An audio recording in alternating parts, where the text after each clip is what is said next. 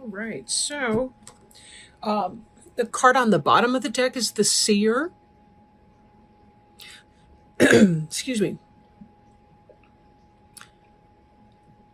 The Seer card, it relates to kind of the High Priestess card in other decks. You see by the owl, this is someone who is very in tune with the mysteries of the night, who has good seeing, keen hearing, someone who understands the way the world works, the way the universe works. The Seer is essential to the heart of her clan, her tribe. This is someone who understands intuitive states, understands the mysteries, very tied in with yin energy. Very, very interesting. We may come back to that in a little bit and see how that kind of ties in. But really, the Seer is somebody whose intuition is right on. So for those of you that are trusting your instincts, that seems to be the thing to do right now. We're starting here with our Three of Wands, which is fulfillment. For some of you, you may have been experiencing health issues, and this indicates that you're kind of at the end of that. This also is that we're waiting for our ships to come in. So for some of you, you may be struggling with a health issue, but it will get better. It will get better. We have the Page of Cups down here, the Kingfisher. I think Page of Cups came up in a Scorpio reading too. So for some of you Capricorns, you could be getting involved with a Scorpio, not necessarily. Although the Page of Cups can indicate a Cancer, Scorpio, or Pisces because it is our water sign. Kingfisher, someone who can dive into their emotional life and find nutrients there. Essentially somebody who's really good at finding meaning and significance in their emotional life. Wands is fire, so there's that passionate element with it. This, to me, can suggest that somebody's beginning something that has to do with a new love, possibly a new relationship. If you've been single for a while, this is about this element coming in for you, or something that you've been feeling passionate about is going to be manifested for you. For some, it could be a new home. It could be a new love. Whether it's a new lover, relationship, or whether it's something that you love. We also see this Hearthfire. And when we take these three cards together, Hearthfire is about home and it's about family. The 8 is our infinity symbol. And again, it's about fire. So it's something you felt passionate about, but it's also the beginning of a new love. Again, I'm thinking for a lot of you, new home or new relationship.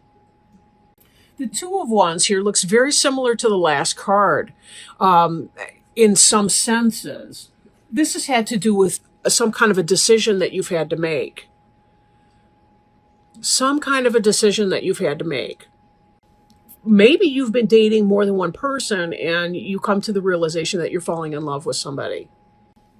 If it's a job opportunity, it's, you're trying to your ship's coming in, or you've received some job offers, and now you're trying to make that choice between those two things.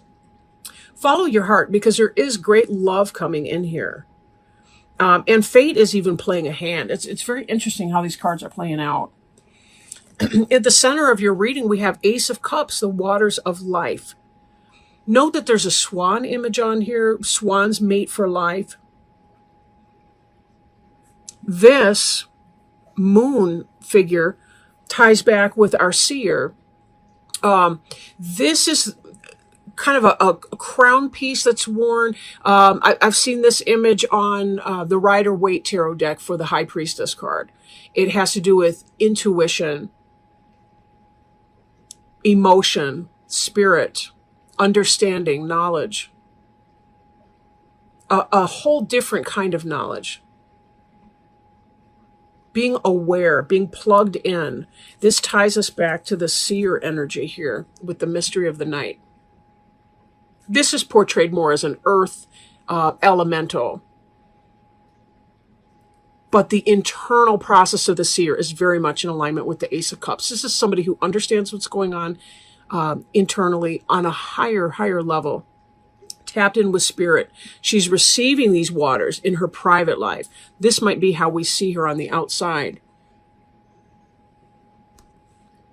But the waters of life too, being an ace, that's a new beginning in love, a new beginning.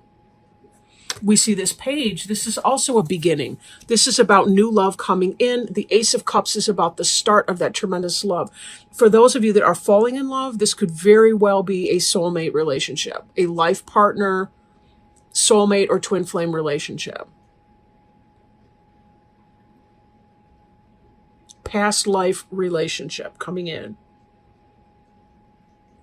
Beneath this, we see our Wheel of Fortune card, meaning that fate or destiny has played a hand. For those of you that have been single or have been waiting, this is about a relationship that you're supposed to be in, coming in for you, coming into you in divine timing. This is good luck. This is fortune. The fates are taking a hand and they are spinning the wheel to their will. They're making this happen because it was meant to happen. It was meant to happen. This decision, if you've had two people in your life that you've needed to choose between, this seer energy here indicates to me that you know exactly what time it is. You know who the right one for you is. It's not some hidden mystery. Now, I will note that the card below the seer on the bottom of the deck is the clearance card, meaning for some of you, you may have already been in a relationship. You may have already had something going on like that. There is something that you need to clear away. I'm thinking for a lot of you, this is not about a job, although it can be that you have to leave your old job to start the new. But this feels kind of like, again, we see this fire, but this is a control burn, which is about making room for the new to come in and having the passion to make it happen. This Eight of Wands is a great deal of passion coming in. So we're seeing not only the emotional, spiritual element of your new love in the Page of Cups, the Ace of Cups, we're seeing the fire of the passion. I'm thinking hot sex. That's all I got to tell you. But there may be something that you have to clear before you're ready to take that in. It could be that you got to get rid of, the other guy, the other gal, the other who, whatever that is to come in. But whatever this is, it is coming in. This person here, this Three of Wands, waiting for their ships to come in. And there's a lot of healing to be had in that. And that could be some of what you're clearing. Because when I'm looking up here at the two of these together, they form a progression.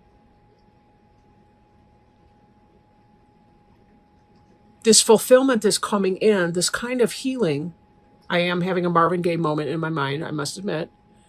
But the Seven of Wands, as we're clearing something away, we're making room for something else. And for some of you, this is the King of Arrows. So if you're connecting with a Gemini, Libra, or Aquarius, this person could be coming in for you. This could be opposite sex relationship, same sex relationship. But the king is someone who knows who he or she is. You'll notice that this is a lynx or a mountain lion. They also have the ability to see in the dark. This is an intuitive person. This is somebody who's going to recognize you for who you are. We see the moon in the background of this card. Cat-like energy is very lunar. It's very yin. It's very mysteries of the night. But the king is typically associated with the solar energies, with the sun, with the yang energy, the masculinity. This is a person who's very balanced, very smart, has a good mastery of himself or herself. The only thing I'm thinking, though, there may be a little bit of clearing that needs to happen for one or both of you as you get together. But I don't think it's going to be a big deal because everything else just looks so darn happy. It doesn't look like that you're going to find a great deal of obstacles. Excuse me, that's in the other spot. Okay. So fate definitely has a hand in all of this. It's in this Wheel of Fortune. We see this is coming true for you.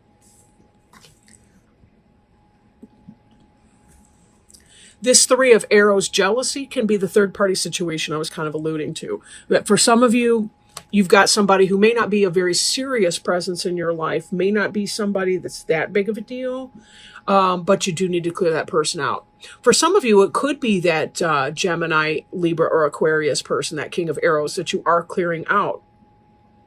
And the basis for your situation would be this shaman. Some of you may be having to choose between the shaman that's coming in or the King of Arrows person.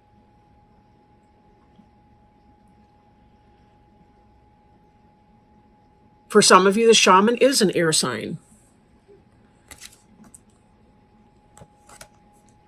But either the person that's coming in has somebody that they need to let go of.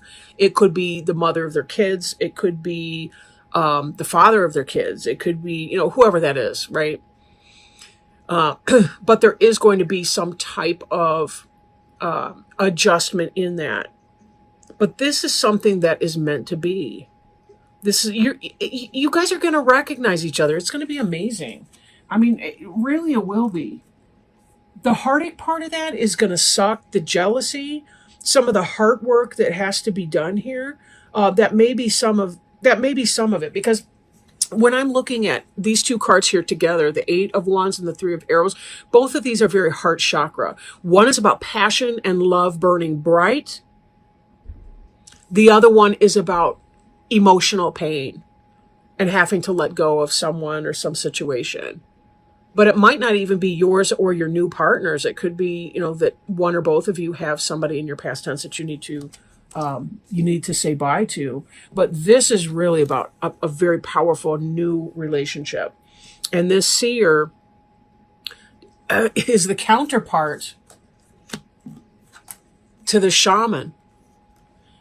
For some of you, this is about meeting your match. The seer and the shaman are like the high priest and the high priestess in your Rider-Waite Tarot deck, right? These two are a healing couple. They're like a power couple in the healing circles, right? This kind of twin flame energy is about bringing healing to people, into community, being able to bounce ideas off of one another, being able to really build that empire together, and a healing empire. There's a reason these two are coming together. It's because this is the fulfillment of a destiny. This is about being able to provide healing for others, because when you work together as partners, your energy becomes amplified and magnified.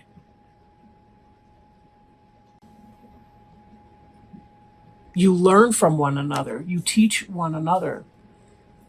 And your powers for healing are that much greater. This is something that the universe needs for the universe to heal. And for the people within that. So this is not just some idle, bump in the night thing. There still will be, some of us still have karmic relationship attachments. We may have other kinds of relationships that we need to go or grow from the experience of having learned through that. But this is necessary on a whole different level. Now, as you're going through any of your clearing and trying to sweep away any of the jealousy that may be occurring, and trying to remove that, of course, there's a better way, and there's a right way and a wrong way, I want to say, but a better way and a lesser way. That might be the best way to describe that, for being able to clear what you need to do. If you do have kids involved, for some of you, if you are facing some kind of divorce situation or what have you, it may be the case that you see a marriage counselor just so that you can have a smooth divorce. That's a possibility too. Marriage counseling is whatever you want to make it. It does not have to be about staying together. Sometimes it's about, acting in the best interest of the kids involved, or trying to get smoothly through some of the paperwork and the financial settlements that can occur. And sometimes marriage counseling is a supportive role in that. So something to consider. But this all is such a beautiful reading.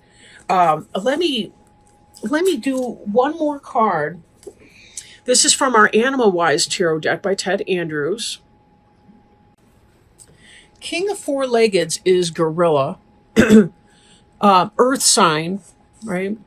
The powerful gorilla, the keynotes are strength, nobility, and generosity. The powerful gorilla is the largest of the apes, with broad chests, a muscular neck, and strong hands and feet. Though often described as savage beasts, gorillas are very peaceful and gentle creatures of great nobility, frequently demonstrated by their behaviors towards each other within a community.